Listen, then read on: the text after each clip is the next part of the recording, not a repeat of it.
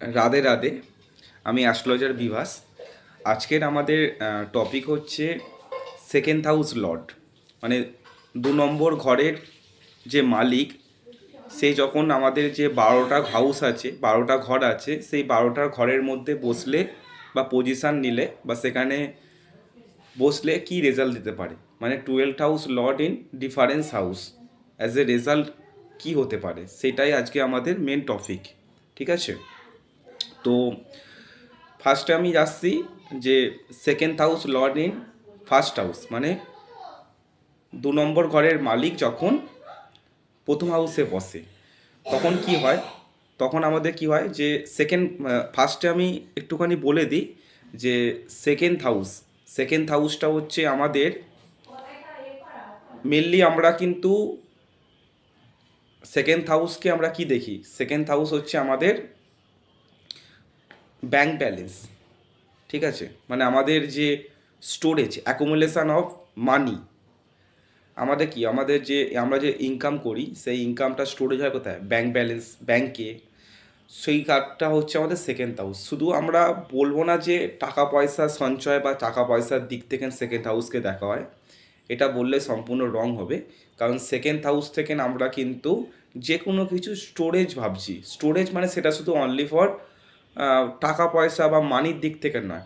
আমরা যে বাচ্চাবেলা কী করেছি, বাচ্চাবেলা আমরা বাড়ি থেকে না আমাদের যে আহ, মানে নলেজ গেন করেছি, মানে আমাদের ফ্যামিলির যে ব্যাকগ্রাউন্ড বা ফ্যামিলি থেকে যেসব আমাদের গুরুজন ব্যক্তিদের কাছ থেকে যেসব আমরা জ্ঞান অর্জন করেছি, সেই সব কিন্তু জ্ঞান কিন্তু আমরা সেকেন্ড হাউস থেকে দেখি। তাই জন্য সেকেন্ড হাউসকে আমরা সবাই ফ্যামিলি হিসাবেও দেখি, মানে ফ্যামিলির কন্ডিশন কীরকম হবে বা ফ্যামিলির এনভায়রনমেন্টটা কীরকম হবে, তো সেখানটা আমরা সেকেন্ড হাউস থেকেও দেখি। তো সেকেন্ড হাউস থেকে আমরা ফ্যামিলি দেখি, সেকেন্ড হাউস থেকে আমরা ব্যাংক ব্যালেন্স দেখি, আর আচ্ছা সেকেন্ড হাউস থেকে আমাদের মুখের বাণীও দেখি। আমাদের মুখের বাণীর মধ্যে সফটনেস থাকবে না, আমরা কড়া কথা বলবো, হার্ড কথা বলবো যেটা মানুষের মনে লাগতে পারে, বা তো আমাদের যে ল্যাঙ্গুয়েজ বা আমাদের মুখের বাণী, সেটা কিন্তু আমরা সেকেন্ড হাউস থেকে দেখি।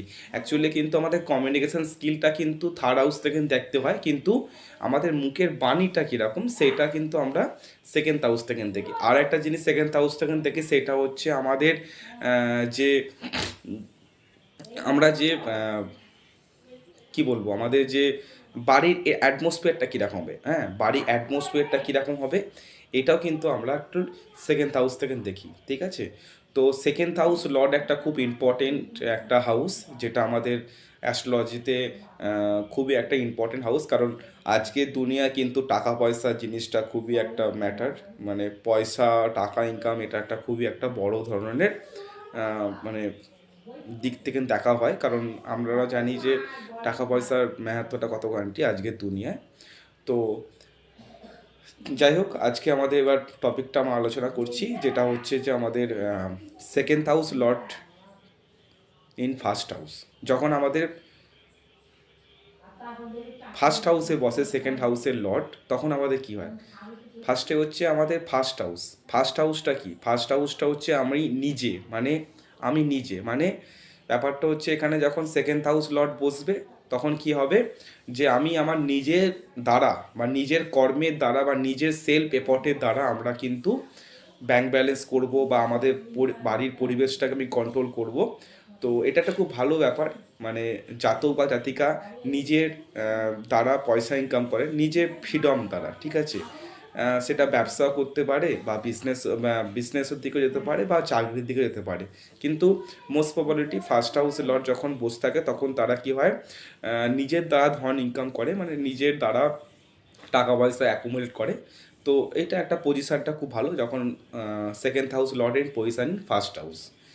এবার আমাদের সেকেন্ড আসে, সেকেন্ড হচ্ছে আমাদের second house lord in second house. তো যখন নিজের ঘরের মালিক যখন নিজের ঘরে বসে থাকে, তো অবভিয়াসলি সেটা ভালো জায়গা।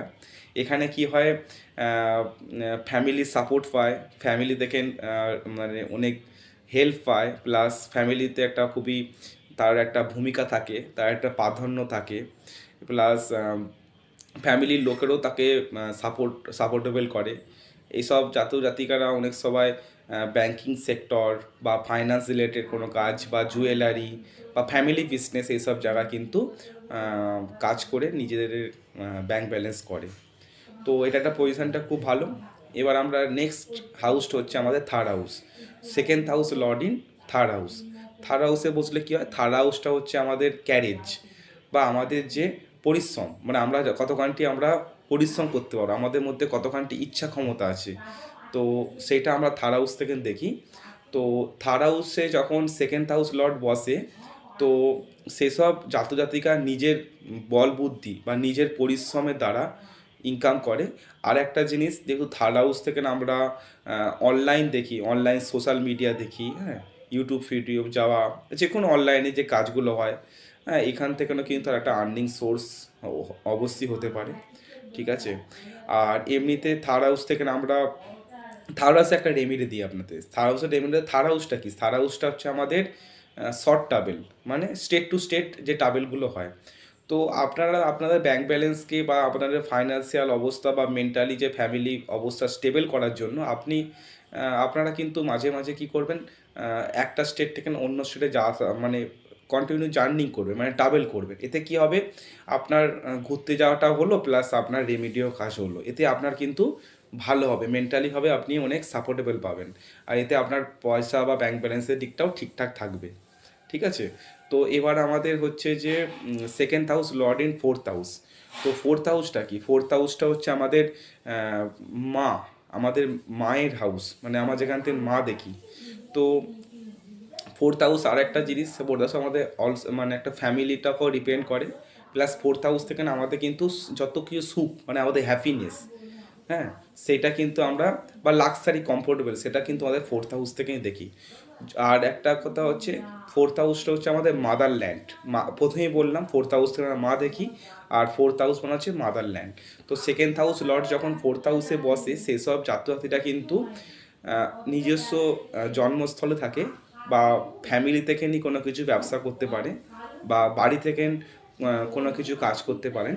তো এখানে তাকে আর বাইরে যেতে হয় না, তাকে আর মাতৃস্থল থেকে দূরে যেতে হয় না, সে মাতৃস্থলের মধ্যে থেকেই বা কাজ করতে পারে। আর একটা জিনিস, যেহেতু ফোর্থ হাউসে সেকেন্ড হাউস লর্ড বসে আছে, তো তার 7 নম্বর দৃষ্টি পড়ছে 10th হাউসে।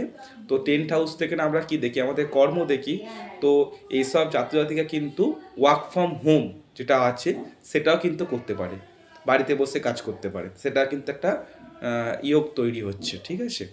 তো এরপরে আমরা আসছি, সেটা হচ্ছে second house lord in fifth house. Fifth হাউসটা কি, ফিফথ হাউসটা হচ্ছে আমাদের এডুকেশান, আমাদের ক্রিয়েটিভিটি, আমাদের জ্ঞান। তো যখন সেকেন্ড হাউস লর্ড যখন আমাদের ফিফথ হাউসে বসে, সেসব জাতজাতিকারা কিন্তু নিজের বুদ্ধি দিয়ে, নিজের ক্রিয়েটিভিটি নলেজ দিয়ে কিন্তু নিজের জ্ঞান দ্বারা ইনকাম করে। তো এটা একটা খুব ভালো পজিশন। আমি তো মনে করি যে সেকেন্ড হাউস লর্ড যখন ফিফথ হাউসে বসে খুবই ভালো। এখানে নিজের বুদ্ধি দিয়ে সে কিন্তু বুদ্ধির জোরে ইনকাম করতে পারবে। যার নিজস্ব কোনো একটা আর্টিস্টিক ট্যালেন্ট থাকবে, সেই ট্যালেন্টটা কাজে লাগিয়ে কিন্তু সে আজীবন ইনকাম করে যাবে, ব্যাংক ব্যালেন্স করে যাবে। সরি, এবার হচ্ছে আমাদের second house lord in sixth house. হ্যাঁ, এবার সিক্সথ হাউসে আসি। সিক্সথ হাউসটা কি, সিক্সথ হাউসটা হচ্ছে আমাদের জব বা আমাদের নকরি, ঠিক আছে, চাকরি।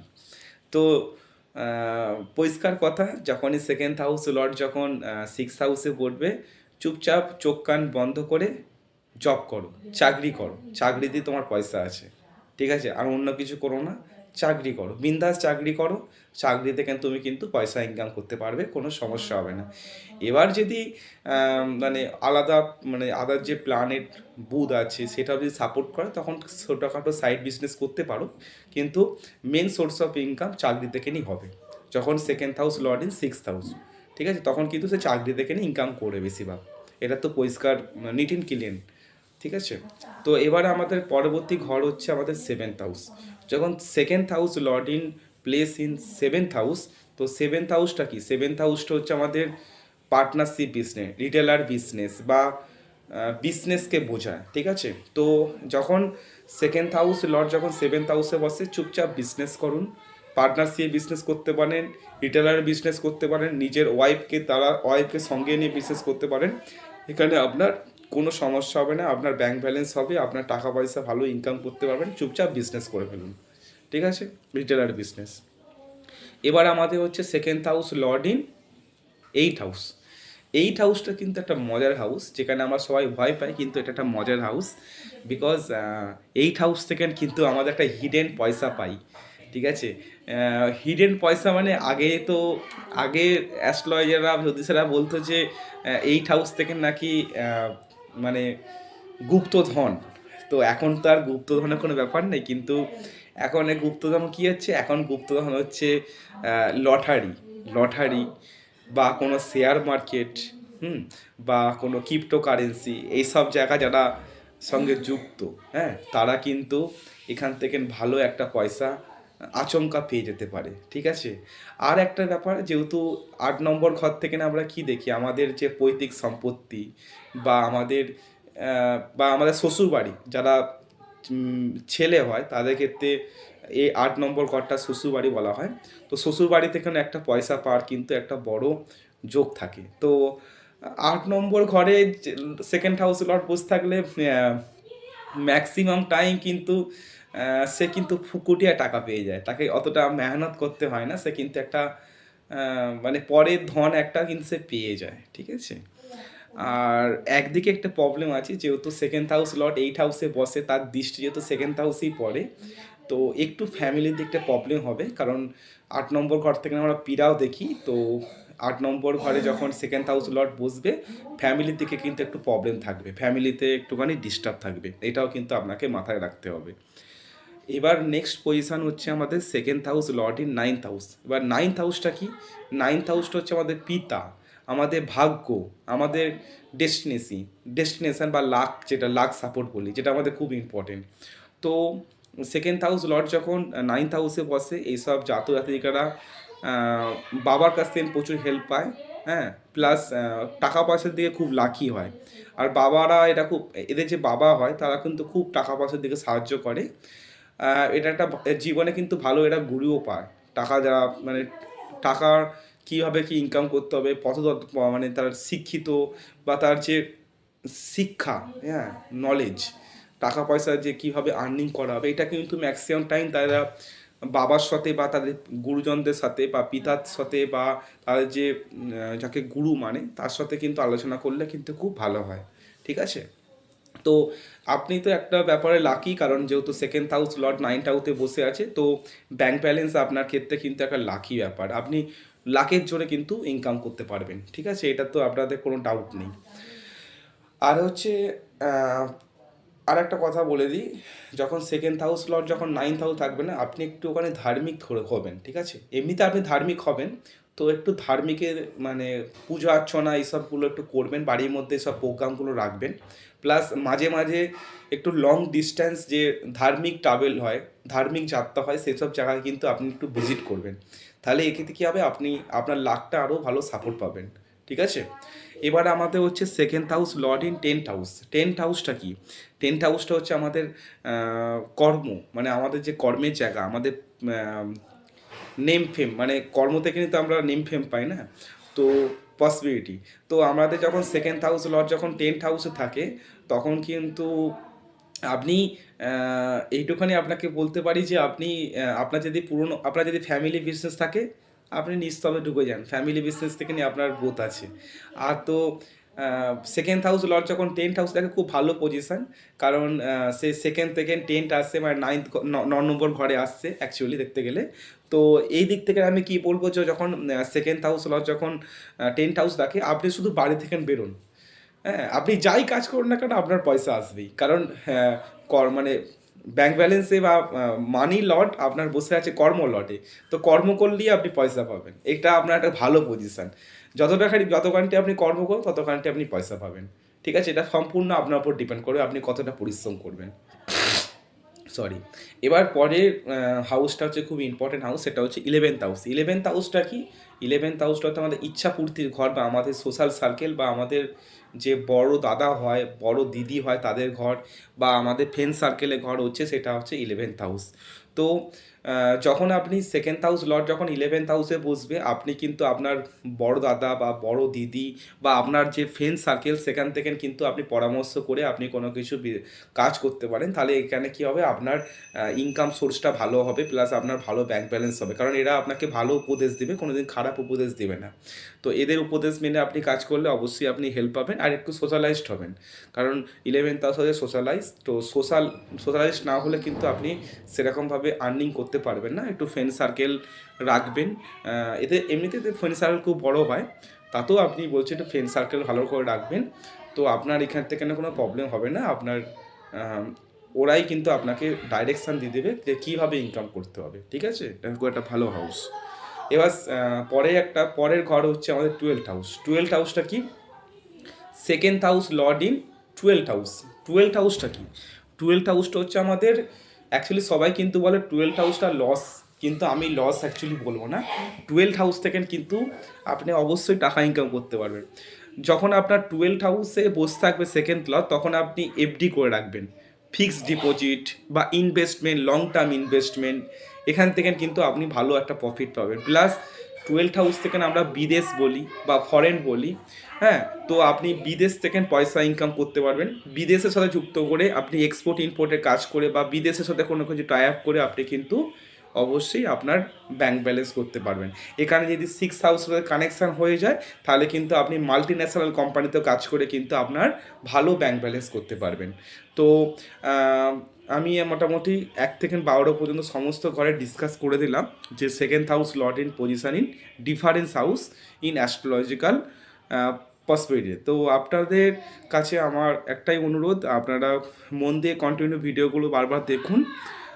আমি যতখানটি পারি সহজে আপনাদের অ্যাস্ট্রোলজিটাকে আমরা ইজিলি করে দেবো, যাতে আপনাদের মতন মানুষদের যাতে বিভ্রান্ত না হতে হয়, যে আমাদের সমস্ত অ্যাস্ট্রোলজার কাছে না গিয়ে আপনি এই আমার ভিডিওগুলো একের পর এক দেখতে থাকুন, দেখবেন যে আপনার এখান থেকে আপনার নলেজ পাবেন। আর যদি কোনো প্রশ্ন থাকে অবশ্যই আমার কমেন্ট বক্সে লিখে রাখবেন, আমি অবশ্যই চেষ্টা করব আপনাদের কমেন্টে রিপ্লাই দেওয়ার জন্য। ঠিক আছে, তো আজকের মতন এখানেই আমাদের বক্তব্য শেষ করলাম। তো রাধে রাধে।